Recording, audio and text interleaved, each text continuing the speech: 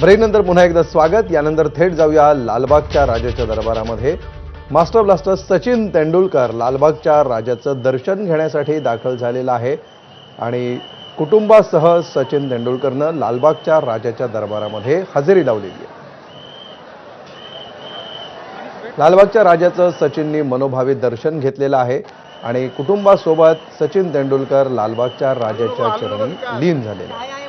क्रिकेटचा देव असं सचिन तेंडुलकरला म्हटलं जातं, मात्र क्रिकेटचा हा देव सध्या गणपतीच्या दर्शनासाठी लालबागच्या राजाच्या चरणी पोहोचलेला आहे आणि सचिन तेंडुलकर सहकुटुंब लालबागच्या राजाच्या चरणी लीन झाला।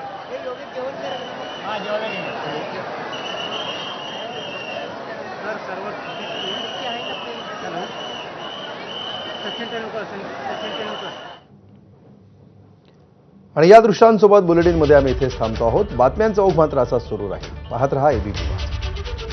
थोडक्यात प्रस्तुत करते जीपी पार्सिक सहकारी बँक लिमिटेड।